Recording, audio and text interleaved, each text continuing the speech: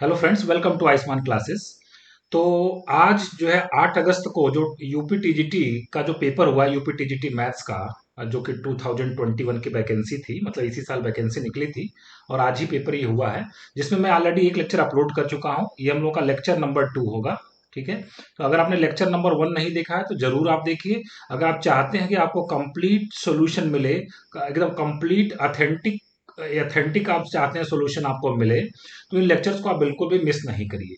ठीक है। आप चाहते हैं कि आपका स्कोर कितना हो, ये वहां से जो बोर्ड चयन बोर्ड जो है वो जब भी आपका आंसर की जारी करेगा उससे पहले आप चाहते हैं कि अगर आपका स्कोर कंफर्म पता हो तो इन लेक्चर्स को जरूर देखिए, क्योंकि आपको ऑथेंटिक सोल्यूशन यहाँ पे मिलेगा। ठीक है।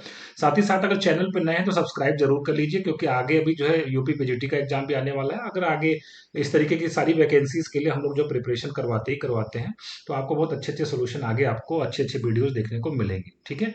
तो चैनल को जल्दी से सब्सक्राइब कर लीजिए। वीडियो पसंद आएगा तो एक लाइक का बटन दबाना नहीं भूलिएगा। तो अभी कोई लेक्चर नंबर 1 में मैंने 1 से लेकर 30 तक के सॉल्यूशंस को करवाया। अब हम लोग 31 से स्टार्ट करेंगे। ठीक है। और इस पेपर का जो आंसर की वगैरह भी होगा वो हम अपने टेलीग्राम ग्रुप में जो है प्रोवाइड करेंगे। थोड़ा समय लग सकता है जो है, बट आजकल में इसको जरूर हम प्रोवाइड करवा देंगे। और अगर आप टेलीग्राम ग्रुप में नहीं जुड़े हैं तो उसका लिंक भी मैं वीडियो के नीचे डिस्क्रिप्शन बॉक्स में दे दूंगा, जरूर उसमें देखिएगा, जुड़ जाइएगा। ठीक है। चलिए स्टार्ट करते हैं। देखिए यहाँ पे सबसे पहले जो ब्रैकेट के भीतर जो चीज लिखी हुई है वो क्या है, 1 + i अपॉन 1 - आयोटा है। ठीक है। इसको अगर नीचे जो है उसका कॉन्जुगेट 1 - आयोटा का कॉन्जुगेट 1 + आयोटा होता है, उससे ऊपर नीचे अगर आप मल्टीप्लाई कर देते हैं तो ये सिंप्लीफाई होकर कितना बन जाता है, आयोटा बन जाता है। तो अब देखिए आयोटा की पावर लगा हुआ n = 1 चाहिए। तो बताइए आयोटा की पावर सबसे कम कितना होगा। आयोटा की पावर जब 4 होगा तभी 1 बनता है। सबसे कम वैल्यू पूछा गया आपसे, है ना। स्मॉलेस्ट पॉजिटिव इंटीजर पूछा गया आपसे। तो इसलिए वो n की वैल्यू आपकी कितनी हो जाएगी, n की वैल्यू 4 हो जाएगी।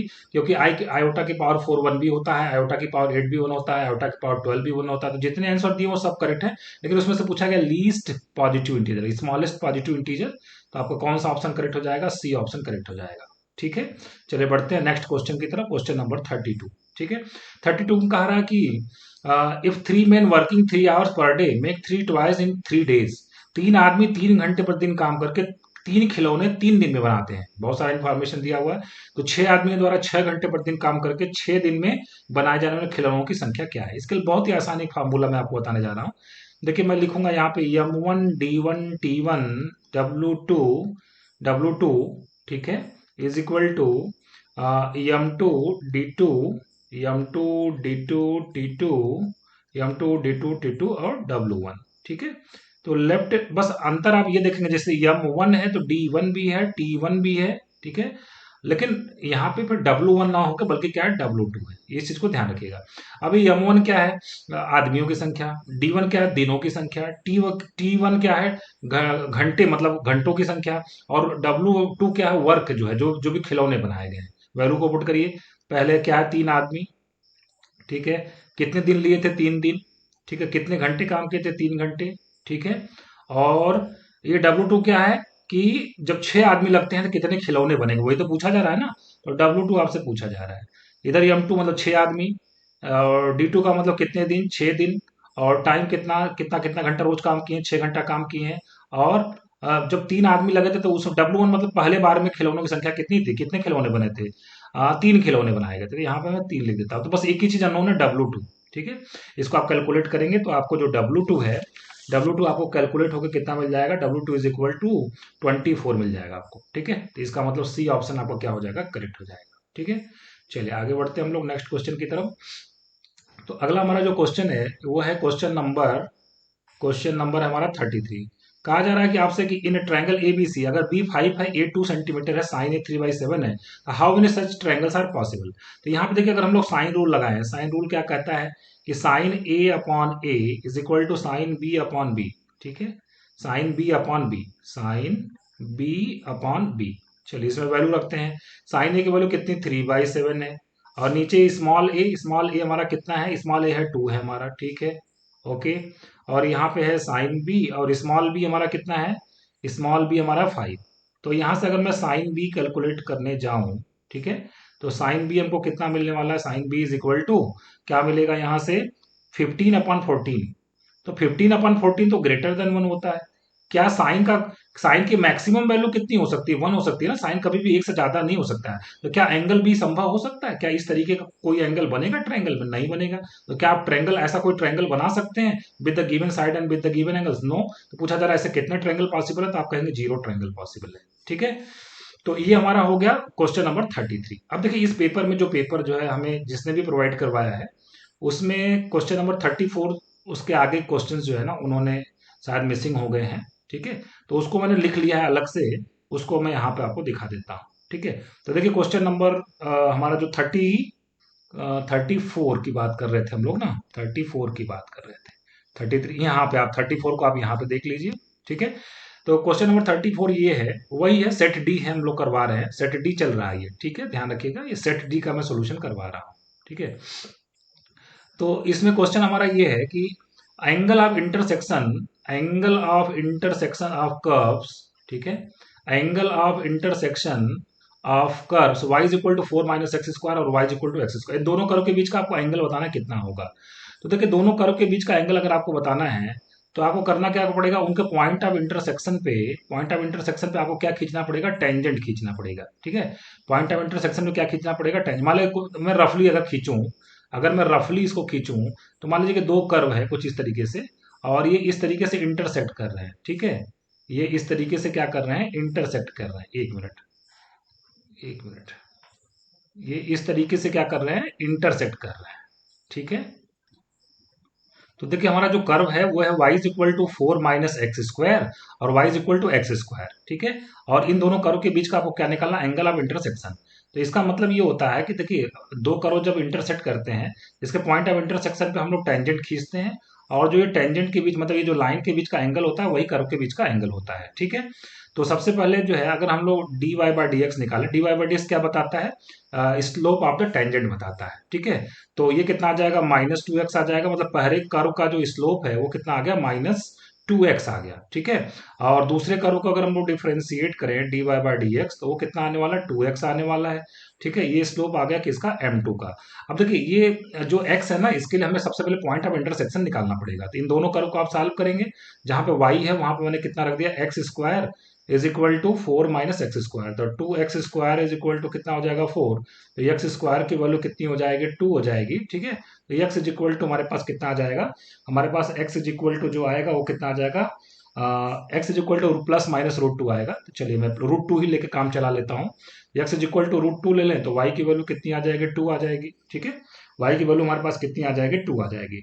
तो पॉइंट ऑफ इंटरसेक्शन हमारा कितना होगा, √2, आप चाहे तो यहाँ पे एक्स की वैल्यू पुट कर दीजिए, तो यम1 कितना आ जाएगा, -2 √2, और यम2 हमारा कितना आ जाएगा, हमारे पास 2x है, मतलब कितना आ जाएगा, 2 √2 हो जाएगा। ठीक, अब टेन थीटा का फार्मूला क्या होता है, दो लाइन के बीच का एंगल निकालने का फार्मूला क्या होता है, tan theta is equal to m1 minus m2 upon 1 plus m1 m2। ठीक है, तो इसमें जब आज वैल्यूज को पुट करेंगे, तो जो ये कैलकुलेट होकर आएगा, ये आएगा 4 √2 अपॉन 7। ठीक है, 4 √2 अपॉन 7, तो थीटा की वैल्यू हमारे पास कितनी हो जाएगी, tan इनवर्स 4 √2 अपॉन 7। ठीक है, तो आप देखेंगे तो बुकलेट डी में एक इसमें से कौन सा ऑप्शन करेक्ट हो जाएगा, ऑप्शन बी करेक्ट हो जाएगा। ठीक है, सेट डी मैं करवा रहा हूँ, जो डी सेट वाला क्वेश्चन पेपर है वही मेरे पास है, उसको मैं करवा रहा हूँ आपको, तो उसमें से बी ऑप्शन करेक्ट हो जाएगा आपके पेपर में।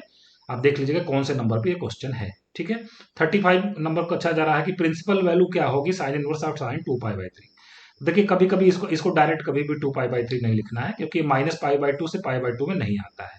फिर हम लोग इसको कैसे सॉल्व करेंगे, साइन 2π/3 मतलब साइन 120 की वैल्यू हमारे पास कितनी होती है, साइन 120 होता है, √3/2 होता है, और साइन इनवर्स √3/2 कब आता है, 60 डिग्री पे आता है। मतलब इसका इसका सही ऑप्शन क्या आएगा, π/3 आएगा, और उसमें कौन सा ऑप्शन करेक्ट हो जाएगा, सी ऑप्शन हमारे पास करेक्ट हो जाएगा। ठीक है, बढ़ते हैं नेक्स्ट क्वेश्चन की तरफ।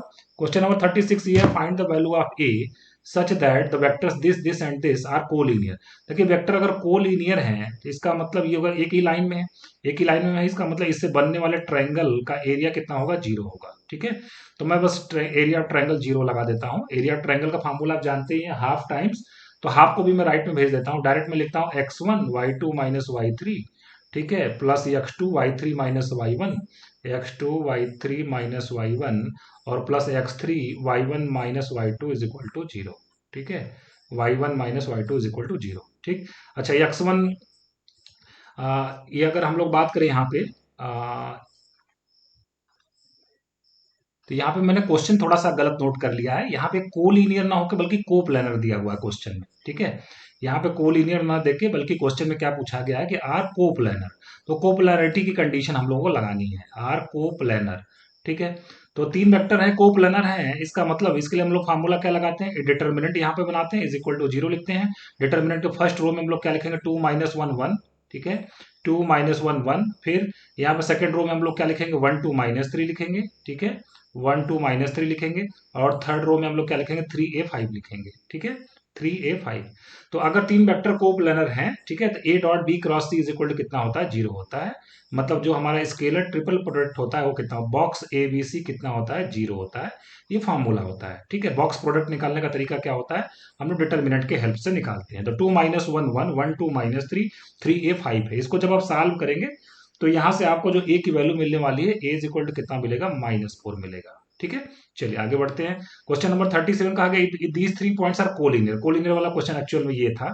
तो अगर ये 3 पॉइंट कोलिनियर है, कोलिनियर का मतलब एक ही लाइन में है, वहां पे कोप्लैनर था मतलब एक ही प्लेन में थे।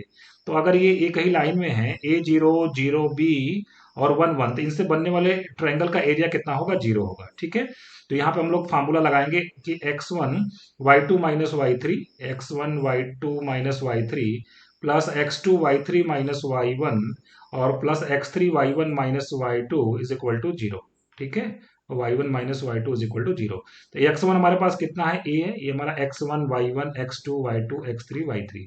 x1 हो गया, y2 - y3 की अगर हम लोग बात करें तो कितना हो जाएगा, b-1 हो जाएगा। x2 तो जीरो ही है, उसको लिखने की जरूरत नहीं है, ठीक है। और प्लस x3 हमारे पास कितना है, 1 है।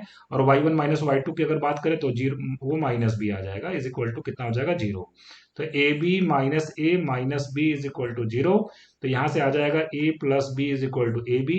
दोनों तरफ ए बी से डिवाइड कर देंगे तो 1/a upon 1 plus 1/b is equal to कितना आ जाएगा, 1 आ जाएगा। तो इसका आंसर कितना आएगा, 1 आएगा। इसका मतलब ऑप्शन ए हमारा क्या हो जाएगा, करेक्ट हो जाएगा, ठीक है। चलिए बढ़ते हैं नेक्स्ट क्वेश्चन की तरफ। कहा जा रहा क्वेश्चन नंबर 38 हमारे पास क्या है, number of generators of the cyclic group G of order 8। एक साइक्लिक ग्रुप है जिसका ऑर्डर कितना है, 8 है। तो पूछा जा रहा है इसके जनरेटर कितने होंगे। तो जनरेटर क्या होते हैं कि नंबर ऑफ पॉजिटिव इंटीजर्स, ठीक है, जो कि क्या है, जो कि 8 के को प्राइम है ना, 8 से छोटे हैं और उससे उसके क्या है, को प्राइम है। मतलब उनका उन नंबर्स का जो है इसके वो 8 के साथ जो जीसीडी है वो कितना मिलना चाहिए, 1 मिलना चाहिए। तो 8 से छोटे नंबर आप लिख डालिए, 1 2 3 4 5 6 7, ठीक। तो 1 और 8 का जीसीडी अगर आप निकालेंगे, जीसीडी ग्रेटेस्ट कॉमन डिवाइजर, तो कितना आने वाला, 1 आने वाला है, ठीक है ना। इसका मतलब ये क्या हो गया, रिलेटिवली प्राइम हो गए, ठीक। तो ये हमारे काम का 1 मेरे काम का है। 2 और 8 का जीसीडी 1 नहीं आएगा, तो रिलेटिवली प्राइम नहीं है। तो और कौन है हमारा, 3 आ गया। 3 और 8 बिल्कुल रिलेटिवली प्राइम है, क्योंकि क्योंकि इनका जीसीडी हमारे को कितना मिलेगा, 1 मिलेगा, ठीक है। तो ये भी मेरे काम का है, ये बन सकता है आपका जनरेटर। 4 नहीं बनेगा क्योंकि 4 और 8 का जीसीडी 1 नहीं आता है, मतलब ये रिलेटिवली प्राइम नहीं है, ठीक है। तो ये मेरे काम का नहीं है। 5 मेरे काम का हो जाएगा, 6 मेरे काम का नहीं, 7 मेरे काम का हो जाएगा। तो 4 जनरेटर्स होंगे, ठीक है। इसका आंसर कितना आएगा, 4 आएगा। Number of generators is equal to 4 आ जाएगा। और कौन सा ऑप्शन करेक्ट हो जाएगा, ऑप्शन नंबर डी हमारा क्या हो जाएगा, करेक्ट हो जाएगा, ठीक है। चलिए बढ़ते हैं हम नेक्स्ट क्वेश्चन की तरफ। बाकी इस पेपर में हम लोग फिर से आ जाते हैं और इसमें सारा इन्फॉर्मेशन दिया ही है हम लोगों के पास, ठीक है। चलिए, तो हमारे पास देखिए क्या है, अगला क्वेश्चन क्या है, क्वेश्चन नंबर 39 की अब हम लोग बात करेंगे, ठीक है। क्वेश्चन नंबर 39 की अब हम लोग बात करेंगे। एक मिनट थोड़ा सा सेट कर लेते हैं इसको। Question number 39। हम्म तो 39 नंबर देखिए क्वेश्चन में क्या दिया गया है, if A and B are two matrices such that A B is equal to B, B A is equal to A, then A square plus B square is equal to what, ठीक है। तो देखिए अगर हम लोग बात करें यहाँ पे, तो ए स्क्वायर प्लस बी स्क्वायर हमको निकालना है, ठीक है। ए स्क्वायर प्लस बी स्क्वायर, तो ए स्क्वायर को मैं लिख देता हूँ ए इंटू ए, और प्लस बी स्क्वायर को मैं लिख देता हूँ बी इंटू बी, ठीक है। कोई दिक्कत वाली बात नहीं है। अब देखिए यहाँ पे जो ये ए है, मैं यहाँ पे रखने जा रहा हूँ ये वाली वैल्यू, ए कितने के बराबर, बी ए के बराबर है। तो मैं इसको लिख देता हूँ कि बी ए इंटू ए, ठीक है। और प्लस बी ए इंटू, यहाँ पे हमने, चाहे आप कुछ, चाहे आप ऐसे कर लो आप, एक मिनट मैं इसको थोड़ा सा रफ कर देता हूँ, है ना। मैं इसको थोड़ा सा रफ कर देता हूँ, एक मिनट थोड़ा सा चेंज करते हैं, इसको चेंज कर लेते हैं थोड़ा सा, ठीक है। तो मैं यहाँ पे देखिए क्या करने वाला हूँ कि ए इंटू ए लिख दिया हमने, ठीक है।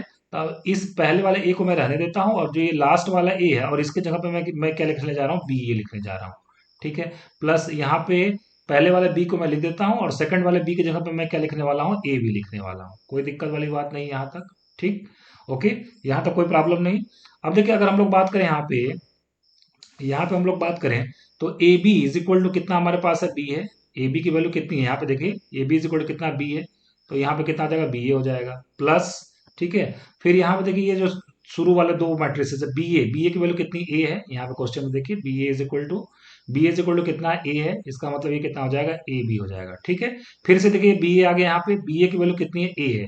तो यहाँ पे कितना आ गया, ए और प्लस यहाँ पे ए बी है, ए बी की वैल्यू कितनी है, बी है। तो इसका मतलब ए स्क्वायर प्लस बी स्क्वायर की वैल्यू कितनी होगी, ए प्लस बी होगी। सी ऑप्शन आपका क्या हो जाएगा, करेक्ट हो जाएगा, ठीक है। तो इसमें कोई बहुत खास बात नहीं थी इस क्वेश्चन में, ठीक ठाक क्वेश्चन था ये, ठीक है। चलिए आगे बढ़ते हैं अब हम लोग। क्वेश्चन नंबर क्वेश्चन नंबर अब हमारा कौन सा आएगा, 40 नंबर आएगा। और ये कहाँ से लिया गया है, कहा जा रहा है कि a plus iota b is equal to tan of x plus iota y, ठीक है। तो देखिए हम लोग इसको सॉल्व करने का तरीका क्या होगा हमारा। अगर हम लोग बात करें कि a plus iota b is equal to हमारे पास कितना है, tan of x plus iota y है। दोनों तरफ आप आयोटा को रिप्लेस कर दीजिए माइनस आयोटा से। ए माइनस आयोटा बी हमारे पास कितना आ जाएगा, tan of X minus iota Y हमारे पास आ जाएगा, ठीक है। ओके, इसमें यहाँ तक कोई दिक्कत वाली बात नहीं है। तो देखिए यहाँ से फर्स्ट वाले से मैं क्या लिख सकता हूँ कि X plus iota Y is equal to tan inverse of A plus iota B, ठीक है, ए प्लस आयोटा बी। और सेकंड वाले से मैं क्या लिख सकता हूँ, X minus iota Y is equal to tan inverse of A minus iota B, A minus iota B, ठीक। मुझे देखिए एक्स की वैल्यू चाहिए, मैं दोनों को ऐड कर देता हूँ। तो यहाँ पे आ जाएगा 2x, ये तो कट जाएगा।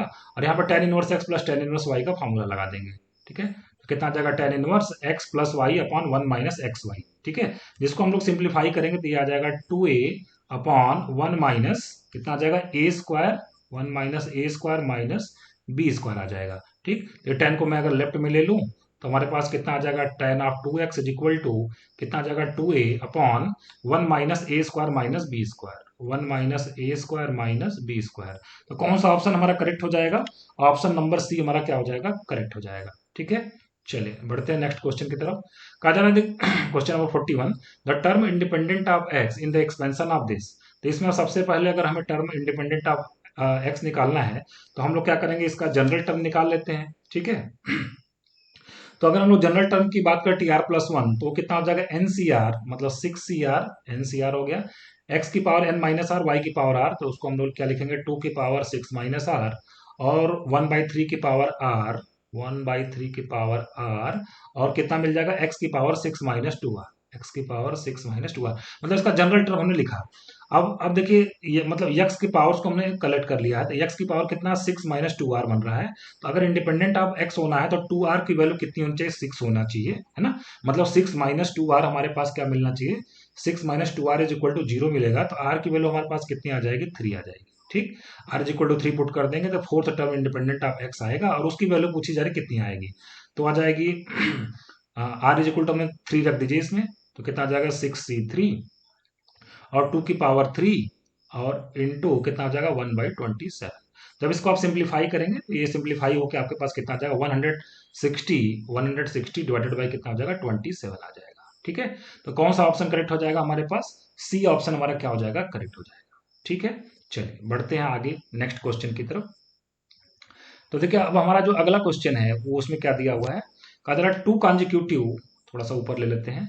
कहा जा रहा है कि two consecutive sides of a parallelogram are four x plus five Y is equal to zero, seven x plus two Y is equal to zero. If the equation of one diagonal is this then the equation of other diagonal is what. इसके figure बनाते ही बहुत सारी चीजें आपको clear हो जाएंगी। देखिए अगर मैं ये पैरेललोग्राम बना देता हूँ, ठीक है, ऐसे पैरेललोग्राम ऐसे बना देता हूँ थोड़ा सा, ठीक है। ये पैरेललोग्राम अगर मैंने बना दिया, ओके। तो अब यहाँ पे मैं लिख देता हूँ कि चलिए ये लिख देता हूँ ए बी और यहाँ लिख देते हैं सी और यहाँ पे लिख देते हैं हम लोग डी, ठीक है।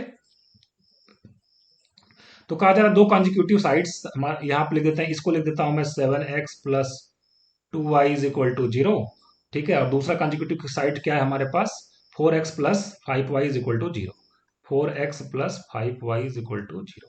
तो देखिए ये चूंकि y is equal to m x type की दोनों लाइन है, मतलब ये कहाँ से पास हो रही होंगी, ओरिजिन से निकल रही होंगी।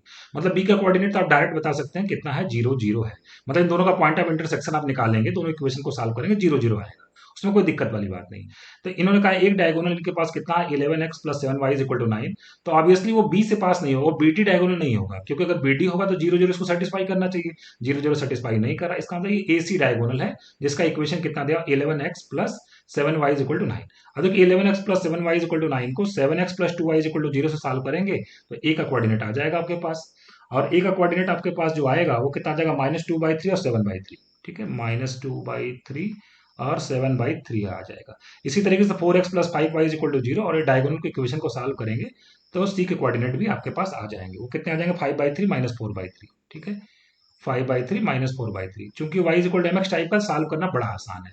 अब देखिए एक प्रॉपर्टी हम लोग जानते हैं कि जो पैरेललोग्राम होता है उसका डायगोनल बाइसेक्ट करते हैं, मतलब अगर AC का मिड पॉइंट निकाल लें तो वो BD का भी मिड पॉइंट हो जाएगा, ठीक है ना, कोई दिक्कत वाली बात नहीं है। तो मैं क्या कर लेता हूँ, इसका मिड पॉइंट निकाल लेता हूँ, मतलब वो हम बोल देते हैं मिड पॉइंट है, तो इसका मिड पॉइंट जो आएगा, इसका मिड पॉइंट वो कितना आ जाएगा 1,1 आ जाएगा। और हमसे डायगोनल BD का इक्वेशन भी पूछ रहा है, तो BD पे दो पॉइंट भी पता हो गया हमको, एक O पता हो गया, एक B पता हो गया, ठीक है। तो वैसे भी जो है BD जो डायगोनल है वो 0 0 से पास हो रहा है, इसका मतलब किस टाइप का होगा, y is equal to mx type का होगा, और वो 1,1 उसको सेटिस्फाई करेगा, तो m की वैल्यू कितनी आ जाएगी 1 आ जाएगी, मतलब इक्वेशन कितना आ जाएगा y is equal to x, या x minus y is equal to 0 आ जाएगा। इसका मतलब कौन सा ऑप्शन करेक्ट हो जाएगा, डी ऑप्शन आपका करेक्ट हो जाएगा। The number of real solution of the equation ये है, बहुत ही सिंपल सा क्वेश्चन है, मॉड ऑफ एक्स स्क्वायर, इसको फैक्टराइज कर दीजिए, ठीक है। तो फैक्टराइज अगर हम लोग करेंगे इसको तो कितना मिल जाएगा हमको -2 times mod of x plus, sorry minus times mod of X, minus times mod of x और +2 इज इक्वल टू 0। कोई केस बनाने की जरूरत नहीं है, चाहे तो मॉड एक्स को टी ले लीजिए, कोई दिक्कत नहीं है, या डायरेक्ट आप इसको फैक्टराइज जैसे करते हैं कर दीजिए। तो यहाँ पे आपके पास आ जाएगा कि मॉड ऑफ एक्स -1 एक ब्रैकेट में आ जाएगा, दूसरे ब्रैकेट में आ जाएगा मॉड ऑफ एक्स और -2 इज इक्वल टू कितना आ जाएगा 0 आ जाएगा। इसका मतलब कि mod of x is equal to 1 और mod of x is equal to 2, ठीक। तो यहाँ से x इज इक्वल टू +-1 और यहाँ से x इज इक्वल टू +-2, मतलब 4 सोल्यूशन मिलने वाले हैं कुल मिला के। तो ए ऑप्शन आपका क्या हो जाएगा, करेक्ट हो जाएगा, ठीक है। चलिए बढ़ते हैं नेक्स्ट क्वेश्चन की तरफ। तो क्वेश्चन नंबर हमारा देखिए क्या है, अगला क्वेश्चन नंबर है 44। कहा जा रहा है कि if the foci of ellipse x² + 16 + y² b square is equal to 1, ठीक है। एक हमको ये क्या दिया गया, एलिप्स दिया गया है, इसका फोकी, और hyperbola x² 144 - y² 81 is equal to 1/25 coincide. कहा जा रहा है कि इन दोनों के जो फोकस है ना वो कॉन्साइड करते हैं, ठीक है। तो आपको बताना है कि यहाँ से बी स्क्वायर की वैल्यू क्या होगी। तो इस क्वेश्चन में सबसे पहले हम लोग क्या करते हैं ना, ये जो हमें हाइपरबोला दिया हुआ है, इस हाइपरबोला का हम लोग फोकस निकाल लेते हैं, ठीक है। तो इस हाइपरबोला में देखिए एक खास बात ये ना, ये राइट में 1/25, राइट में सिर्फ 1 होना चाहिए, 25 दिया हुआ है, तो इसको आप लेफ्ट में ले लेंगे 25 को। तो इसको आप थोड़ा अगर अच्छे से लिखना चाहें हम लोग तो किस तरीके से लिखेंगे इसको, x² 144/25, ये थोड़ा सा ध्यान देने वाली चीज है, अदरवाइज आंसर में प्रॉब्लम आएगी, और बहुत सारे कैंडिडेट के आंसर में प्रॉब्लम आया होगा इसकी वजह से, ठीक है। तो एक्स तो -y² अपॉन 81 अपॉन कितना हो जाएगा 25 हो जाएगा, मतलब ए स्क्वायर की वैल्यू 144/25, बी स्क्वायर की वैल्यू 81/25 इज इक्वल टू 1। अभी हाइपरबोला स्टैंडर्ड फॉर्म में आ गया, तो इसका फोकस अब हम लोग आसानी से बता सकते हैं, ठीक है ना। इसकी इसेंट्रिसिटी निकाल लेंगे, इसकी जब आप इसेंट्रिसिटी निकालेंगे तो कितना आ जाएगा 5/4, और इसका जो फोकस आ जाएगा वो कितना होता है +-a,0 होता है, तो वो हमारा जो इसका फोकस आ जाएगा वो कितना आ जाएगा +-3,0 आ जाएगा, ठीक है, +-3,0 आ जाएगा। तो ये, और अब हम लोग क्या करेंगे, ये इलिप्स का जो है फोकस निकालने जा रहा है, इलिप्स का फोकस निकालने के लिए इसेंट्रिसिटी निकालनी पड़ेगी। इसकी इसेंट्रिसिटी जो आएगी वो कितना आ जाएगा, is equal to √16 - b²/4, √16 - b² कितना आ जाएगा 4, और इसका जब हम लोग फोकस निकालेंगे तो कितना आ जाएगा प्लस माइनस कितना आ जाएगा √16 - b², √16 - b², 0 आ जाएगा। अब कहा जा रहा है दोनों का फोकस कोइंसाइड करता है, इसका मतलब √16 - b² की वैल्यू कितने बराबर होगी, 3 के बराबर होगी।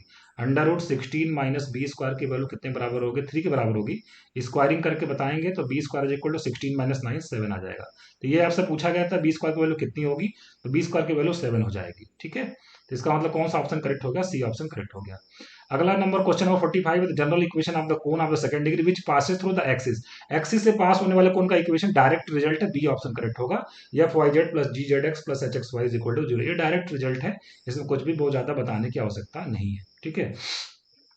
कहा जा रहा है क्वेश्चन नंबर 46 है, the point on the curve y square is equal to x, the tangent at which the makes angle pi by 4 with the x axis. पूछा जा रहा है कि इसको वो पॉइंट बताइए जहां पर टेंजेंट खींचे तो वो x एक्सिस के साथ पाई बाई 4 एंगल बनाए। तो पाई बाई 4 अगर टेंजेंट का क्या दिया गया है, इंक्लिनेशन दिया गया था, टेंजेंट का स्लोप कितना आ जाएगा, टेन पाई बाई 4 मतलब 1 आ जाएगा। टेंजेंट का स्लोप 1 आ गया, और टेंजेंट का स्लोप निकालने का एक और तरीका क्या होता है, कर्व को हम लोग डिफरेंशिएट करके निकाल लेते हैं, ठीक है ना। तो 2y dy by D x is equal to कितना हो जाएगा 1। तो यहाँ से dy बाई डी एक्स की वैल्यू कितनी हो जाएगी 1/2y। तो 1/2y देखिए ये क्या हो, dy बाई डी एक्स क्या है, स्लोप ऑफ द टेंजेंट, और स्लोप ऑफ द टेंजेंट तो आपने 1 बताया है। तो यहाँ से देखिए y की वैल्यू कितनी आ गई 1/2, ठीक है, y की वैल्यू कितनी आ गई 1/2, और y की वैल्यू जब यहाँ पे आप पुट कर देंगे तो x की वैल्यू कितनी हो जाएगी आपके पास 1/4 हो जाएगा। कौन सा ऑप्शन करेक्ट हो जाएगा, बी ऑप्शन आपका करेक्ट हो जाएगा, ठीक है। इस क्वेश्चन में भी कोई खास बात नहीं थी, बहुत ही सिंपल क्वेश्चन था, बहुत ही आसानी से इसको लगाया जा सकता था, ठीक है, और लोगों ने लगाया भी है। अगला क्वेश्चन हमारा क्या है, क्वेश्चन नंबर है 47। कहा जा रहा है कि the points with position vector this and this are collinear. देखिए कोलिनियर का एक क्वेश्चन अभी और भी हम लोगों ने देखा था, और यहाँ पे भी ये कोलिनियर दिया हुआ, कोलिनियर दिया हुआ मतलब एरिया ऑफ ट्रायंगल क्या हो जाएगा, 0 हो जाएगा, ठीक है। अच्छा पहला पॉइंट कितना है 60 कॉमा 60i और प्लस 3j, इसका मतलब कितना आ जाएगा 60, 3, ठीक। और दूसरा क्या है 40 कामा कितना हो जाएगा -8, और तीसरा क्या हो जाएगा a comma -52, a comma -52। Area of triangle का फार्मूला आप जानते हैं, x1 y2 - y3, अभी मैंने करवाया था। उस फार्मूले में अगर आप पुट करेंगे तो यहाँ से आपको जो a की वैल्यू मिलने वाली है वो कितनी मिलेगी -40 मिलेगा। इसका मतलब ए ऑप्शन करेक्ट हो जाएगा, ठीक है। क्वेश्चन नंबर 48 की तरफ बढ़ते हैं। कहा जा रहा है cos inverse 1 minus a square upon 1 plus a square, और minus cos inverse 1 minus b square upon 1 plus B square equal to 2 tan inverse x. तो एक्स की वैल्यू बतानी है।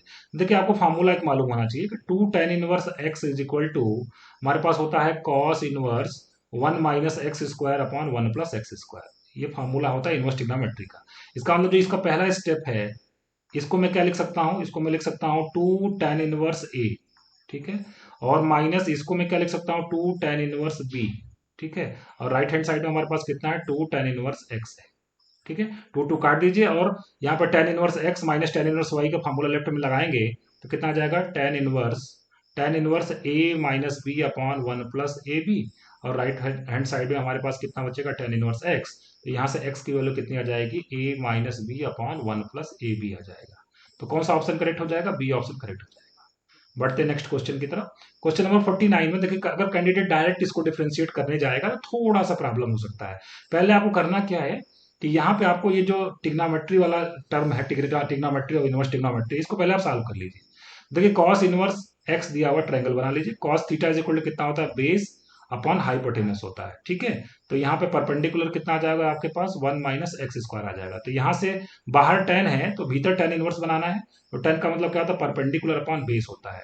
मतलब कुल मिला के ये ब्रैकेट सिंप्लीफाई होकर कितना आ जाएगा, अगर हम लोग डायरेक्ट यहाँ पे लिखना चाहें, यहाँ पे मैं लिख देता हूँ या यहाँ कहीं लिख देता हूँ यहाँ पे। तो देखिए ten of cos inverse x को अगर आप सिंप्लीफाई करना चाहते हैं तो ये आपके पास आ जाएगा √1 माइनस एक्स स्क्वायर अपॉन क्या आ जाएगा एक्स आ जाएगा। फिर बाहर देखिए ब्रैकेट के ऊपर स्क्वायर लगा के जब स्क्वायर कर देंगे तो कितना आ जाएगा 1 minus x square upon x square आ जाएगा। मतलब मुझे ddx किसका निकालना है, मुझे ddx निकालना है 1 minus x square upon x square का। तो अलग अलग कर दें तो 1 बाई एक्स स्क्वायर का डेरिवेटिव कितना होता है -2 बाई एक्स क्यूब, और minus x square by x square कितना आएगा 1 का डेरिवेटिव 0 होता है। तो हमारा आंसर कितना आएगा -2 बाई एक्स क्यूब हमारा आंसर आएगा। इसका मतलब ए ऑप्शन करेक्ट हो जाएगा। बढ़ते हैं क्वेश्चन नंबर 50 की तरफ। कहा जा रहा है इन ए ग्रुप ऑफ 300 पीपल, एक बेन डायग्राम वाला क्वेश्चन है, सेट थ्योरी से संबंधित है, बेन डायग्राम का क्वेश्चन बनेगा। यहाँ पर दो तरीके के लैंग्वेज बोलने वाले लोग हैं, कौन कौन से, 300 पीपल, 150 हिंदी बोलते हैं। मैं इसको इस वाले को हिंदी कर देता हूँ, इस वाले को मैं कर देता हूँ इंग्लिश। तो यहाँ पे मैं लिख देता हूँ ए, ये छोटे वाले में इंटरसेक्शन वाले में बी, यहाँ पे सी लिख देता हूँ। तो हिंदी बोलने वाले कितने लोग, 150 लोग। ए प्लस बी की वैल्यू कितनी आ गई 150 आ गई, a plus B is equal to कितना आ गया 150, ठीक। और इंग्लिश बोलने वाले कितने लोग हैं, कितने 200 हैं। इसका मतलब बी प्लस सी हमारे पास कितना आ गया 200 आ गया। और कुल मिला कितने लोग हैं 300 लोग हैं। इसका मतलब ए प्लस बी प्लस सी हमारे पास कितना है 300 है। ए प्लस बी प्लस सी हमारे पास कितना है 300 है।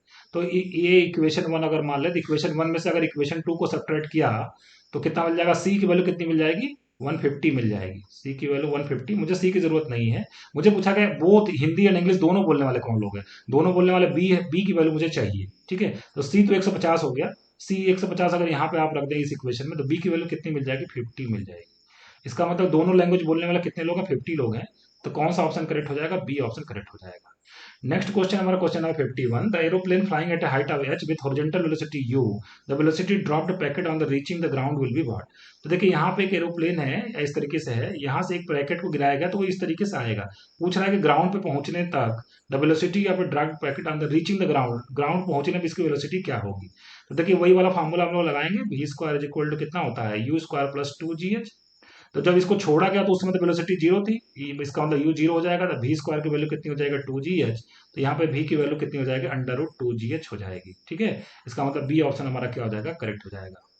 बढ़ते क्वेश्चन नंबर 52 की तरफ।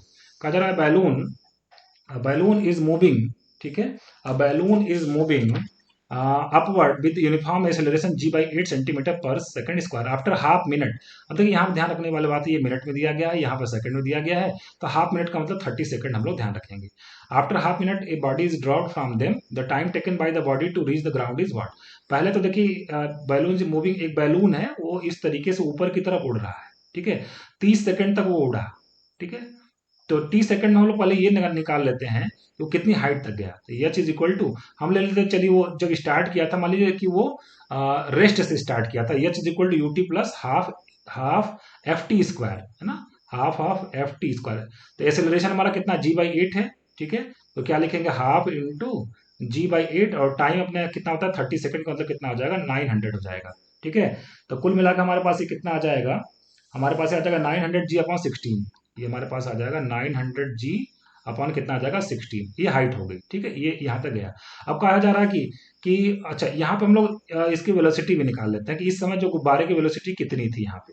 तो वेलोसिटी भी का फार्मूला क्या लगाएंगे, u plus v is equal to u plus 80 होता है ना, v is equal to u plus 80, ठीक है। तो यू को तो हमने जीरो कह दिया है, और एक्सेलरेशन हमारा कितना है, जी बाई 8 है, और टाइम आपने कितना होता था 30 सेकंड, ठीक है। ये कितना आ जाएगा 38/g हो जाएगा, 30g अपॉन कितना हो जाएगा 8 हो जाएगा।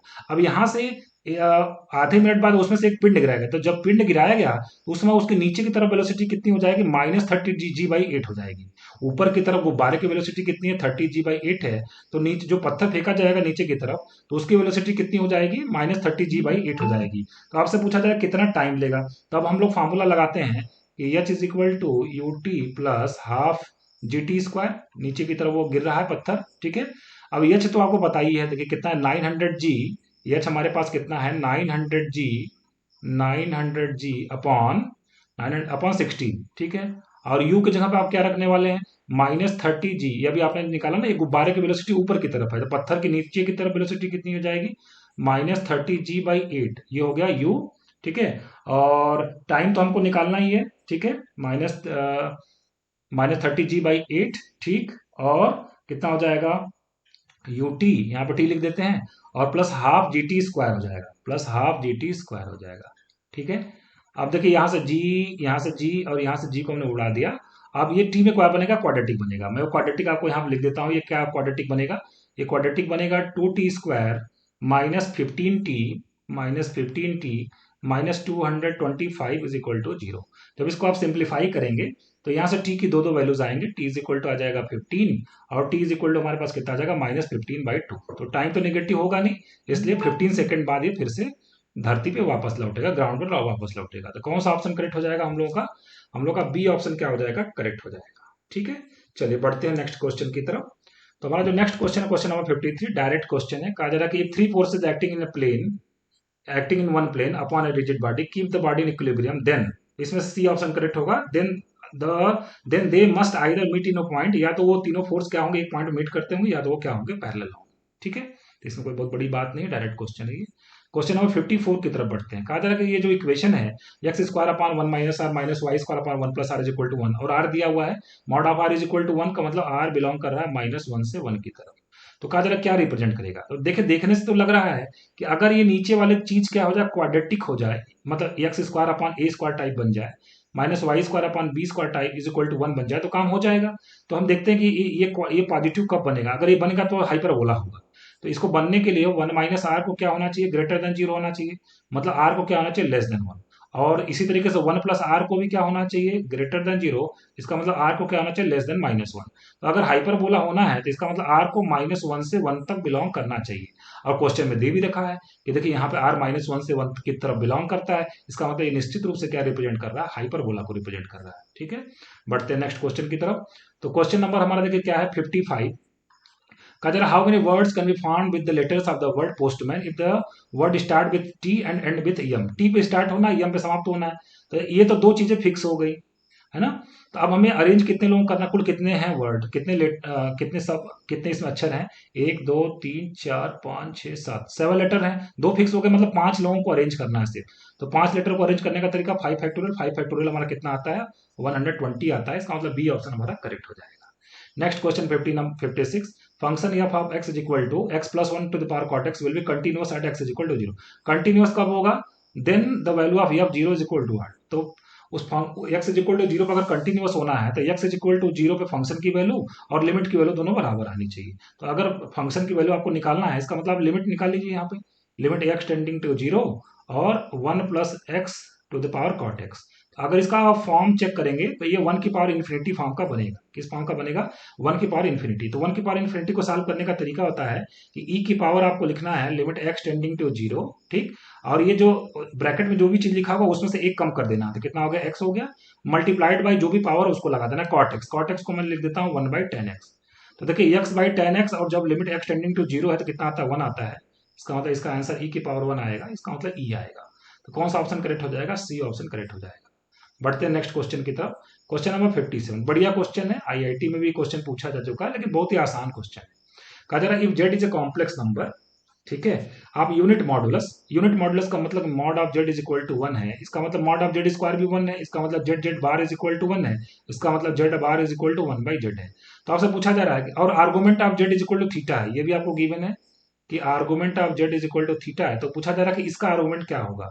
देखिए इसका आर्गुमेंट हम लोग निकालते हैं, argument of 1 plus z upon 1 plus z bar लिखा हो। जेड बार को अभी मैंने बताया क्या लिख सकते हैं हम लोग, 1/जेड लिख सकते हैं। इसको जब हम लोग थोड़ा सा सिंप्लीफाई करेंगे तो ये बनेगा आर्गुमेंट ऑफ, ऊपर हो जाएगा 1 प्लस जेड इंटू जेड, और नीचे फिर से 1 प्लस जेड, तो 1 प्लस जेड कट जाएगा, बचेगा क्या, आर्गुमेंट ऑफ जेड ही बचेगा। और आर्गुमेंट ऑफ जेड क्वेश्चन में थीटा दिया ही है, इसका मतलब सी ऑप्शन हमारा करेक्ट हो जाएगा। तो जेई मेंस में क्वेश्चन पूछा जा चुका है, अच्छा क्वेश्चन है, आसान क्वेश्चन है, ठीक है। अगला क्वेश्चन हमारा question number 58, the area of the region bounded by the curve y square is equal to 4x। तो देखिए इसका फिगर बना चाहिए, y square is equal to 4x और x square is equal to 4y, ठीक है। मैं थोड़ा साफ बनाता हूँ यहाँ पे, y square is equal to 4ax ऐसा बनेगा, x square is equal to 4ay ऐसा बनेगा। तो सबसे पहले हम लोग इसको सॉल्व करेंगे, पॉइंट ऑफ इंटरसेक्शन निकालेंगे, इन दोनों कर्व को आप जब आप सॉल्व करेंगे तो ये 1 मिलेगा, ये 0 मिलेगा। इसका मतलब रिक्वायर्ड एरिया हमारा क्या होगा, रिक्वायर्ड एरिया हो जाएगा 0 से 1, ऊपर वाले पैराबोला का वाई, इसका वाई कितना हो जाएगा, रूट एक्स हो जाएगा, ठीक है। तो रूट एक्स और माइनस नीचे वाले पैराबोला का वाई, ठीक है ना, मुझे तो ये एरिया निकालना है ना। तो नीचे वाले पैराबोला का वाई कितना हो जाएगा, एक्स स्क्वायर हो जाएगा। तो root x minus x square df को 0 to 1 में आपको क्या कर देना, इंटीग्रेट कर देना है, ठीक। तो जब आप इसको इंटीग्रेट करेंगे तो ये कितना आ जाएगा, 2/3 माइनस 1/3 आ जाएगा। इसका मतलब हमारा जो आंसर आएगा वो कितना आ जाएगा, 1/3 आएगा। तो सी ऑप्शन हमारा करेक्ट हो जाएगा। अगला क्वेश्चन देखिए, अगर हम लोग इसका फॉर्म चेक करना चाहें तो ये 1 की पावर इन्फिनिटी फॉर्म का है। तो अभी तरीका मैंने इसका बताया, क्या करना है आपको, ई की power limit x tending to infinity, ये जो ब्रैकेट है ना x plus 6 upon x plus 1, इसमें से एक कम कर देना है। तो कितना आ जाएगा आपका, 5 अपॉन एक्स प्लस 1 आ जाएगा, और मल्टीप्लाई कर देना पावर से, पावर कितना है, एक्स प्लस 4 है, ठीक है। तो ये जो एक्स प्लस 4 है और x plus 4 upon x plus 1, limit x tending to infinity को 1 देगा। इसका मतलब आपका आंसर कितना आने वाला, ई की पावर 5 इंटू 1, मतलब ई की पावर 5 आपका आंसर आने वाला, डी ऑप्शन आपका करेक्ट हो जाएगा, ठीक है। क्वेश्चन नंबर 60 में पूछा जा रहा है कि अगर इस डेटा का मीन 21.5 है तो के की वैल्यू क्या होगा, ठीक है। तो इसके लिए आप किसका किसका टेबल बनाएंगे, एक्स आई तो दिया ही है, एफ आई दिया ही है, आप एफ आई इंटू एक्स आई वाला एक टेबल बनाएंगे, ठीक है। मैं ये टेबल नहीं बना रहा हूं, मैं सीधे डेटा लिखूंगा, ठीक है। तो उसके बाद मीन का फार्मूला क्या होता है, x bar is equal to sigma f i x i और डिवाइडेड बाई कितना होता है, सिग्मा एफ आई, ठीक है। एक्स बार आपको यहाँ लेफ्ट वाला साइड वाला जो चीज है वो कितना दिया हुआ है, 21.5, और जब सिग्मा एफ आई एक्स आई वाला जो टेबल बनाएंगे आप उसको ऐड करेंगे सिग्मा एफ आई एक्स आई, तो वो कितना आ जाएगा, 255 प्लस 255 प्लस 35 की आ जाएगा, ठीक है। और नीचे जो सिग्मा एफ आई वाला है सम, वो कितना आ जाएगा, 15 प्लस के आ जाएगा, ठीक। और जब आप इसको सिंप्लीफाई करेंगे तो यहाँ से के की वैल्यू आपको 5 मिलेगी, ठीक है। तो कौन सा ऑप्शन करेक्ट हो जाएगा, हमारा डी ऑप्शन करेक्ट हो जाएगा। ठीक है। तो इस तरीके से मैंने आज फिर से आपको 30 क्वेश्चन का, सेकंड लेक्चर में भी हम लोग 30 क्वेश्चन का सोल्यूशन पूरा कर लिए, मतलब अप टू हम लोग 60 क्वेश्चन तक सॉल्व कर चुके हैं। बाकी आगे के क्वेश्चन का सोल्यूशन मैं नेक्स्ट लेक्चर में आपको प्रोवाइड करवाऊंगा। अगर आपको वीडियो पसंद आया होगा तो एक लाइक का बटन दबाना नहीं भूलिएगा। चैनल अगर अभी तक सब्सक्राइब नहीं किए होंगे, सब्सक्राइब जरूर कर लीजिएगा। आपको कुछ वैल्यूएबल कमेंट्स होंगे जरूर लिख के मुझे बताइएगा। मिलते हैं फिर से नेक्स्ट लेक्चर में, तब तक थैंक यू वेरी मच।